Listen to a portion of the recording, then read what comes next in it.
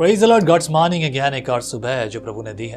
दिल की गहराई से धन्यवाद के साथ आगे बढ़ते प्रभु की स्तुति कीजिए। आमीन। आज हम पढ़ेंगे प्रभु की स्तुति करते हुए व्यवस्था विवरण की पुस्तक, उसका 19वां अध्याय। और उस 19 अध्याय में पापी व्यक्तियों के बीच में भी एक और पापी के बारे में बात हो रही है। खूनी के लिए शरण स्थान, शरण नगर। और मैं कहूँ शरण स्थान, ऐसा नगर जहां पर वो भागकर अपनी जान बचा सके।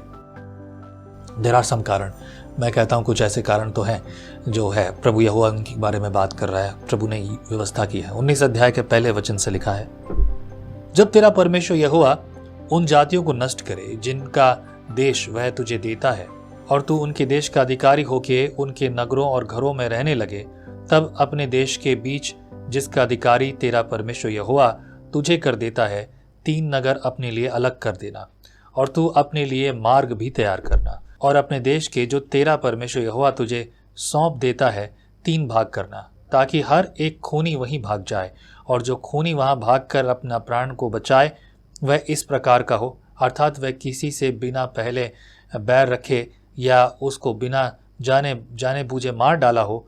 जैसे कोई किसी के संग लकड़ी काटने के जंगल में जाए और वृक्ष काटने को कुल्हाड़ी हाथ से उठाए, और कुल्हाड़ी बैंट से निकलकर उस भाई को ऐसे लगे कि वह मर जाए, तो वह उन नगरों में से किसी में भागकर जीवित रहे। ऐसा ना हो कि मार्ग की लंबाई के कारण खून का पलटा लेने वाला अपने क्रोध के ज्वलन में उसका पीछा करके उसको जा पकड़े और मार डाले। यद्यपि वह प्राण दंड के योग्य नहीं, क्योंकि उससे बैर नहीं रखता था। इसलिए मैं तुझे ये आज्ञा देता हूँ कि अपने लिए 3 नगर अलग कर रखना। इसकी व्यवस्था के बारे में हमने पहले भी चर्चा की है, और प्रभु यहोवा इस बारे में मैं कहूँ मूसा के द्वारा फिर से एक बार हमसे बात कर रहा है। And we should think about this.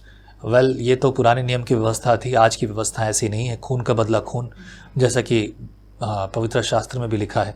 आगे पढ़ते हैं, 8वें पद में लिखा है, यदि तेरा परमेश्वर यहोवा उस शपथ के अनुसार जो उसने तेरे पूर्वजों से खाई थी, तेरी सीमा को बढ़ाकर वह सारा देश तुझे दे जिसके देने का वचन उसने तेरे पूर्वजों को दिया था, यदि तू इन सब आज्ञाओं के मानने में जिन्हें मैं आज तुझको सुनाता हूँ चौकसी करे, और अपने परमेश्वर यहोवा से प्रेम रखे और सदा उसके मार्गों पर चलता रहे, तो इन 3 नगरों से अधिक और भी 3 नगर अलग कर देना, इसलिए कि तेरे उस देश में जो तेरा परमेश्वर यहोवा तेरा निज भाग करके देता है, किसी निर्दोष का खून न बहाया जाए और उसका दोष तुझ पर न लगे। 11 पद से, परंतु यदि कोई किसी से बैर रखकर उसकी घात में लगे और उस पर लपटकर उसे ऐसा मारे कि वह मर जाए, और फिर उन नगरों में किसी में भाग जाए, तो उसके नगर के पुरनिये किसी को भेजकर उसको वहां से मांगा कर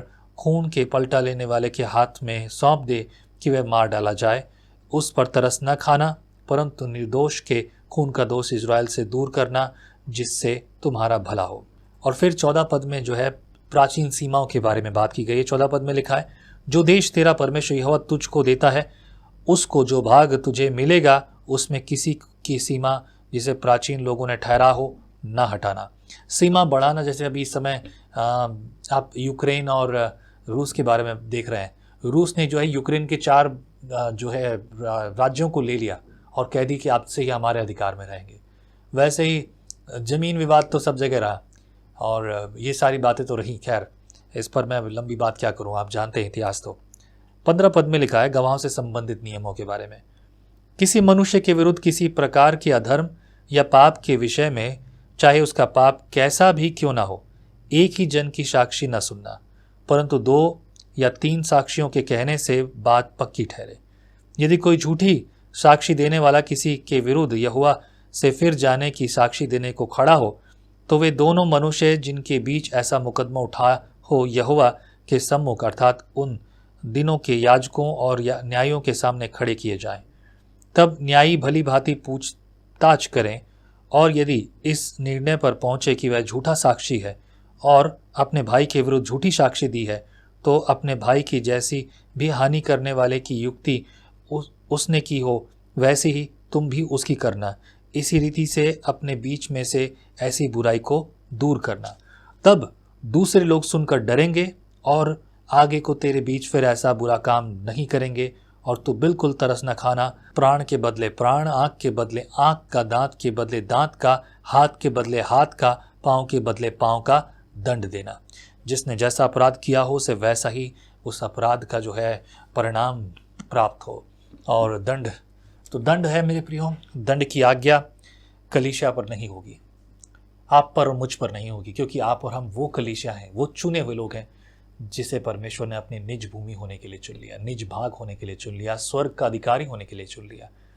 लेकिन इजराइलियों के साथ जो घटना थी वो गंभीर थी। आई बिलीव अगर आप वाकई में दिल से, संगति से, खुले मन से सुन रहे हैं, सीख रहे हैं, तो लगातार आप एक नई प्रेरणा को प्राप्त करते हैं और हर रोज कुछ नया प्राप्त करते हैं। I receive everyday new. जब मुझे मिलता है मैं उस बात के लिए धन्यवाद देता हूँ। सो आओ प्रभु की स्तुति करें, तारीफ और जय जयकार करें, वो करें जो परमेश्वर चाहता है। परमेश्वर की मर्जी आपके लिए पूरी हो। आमीन।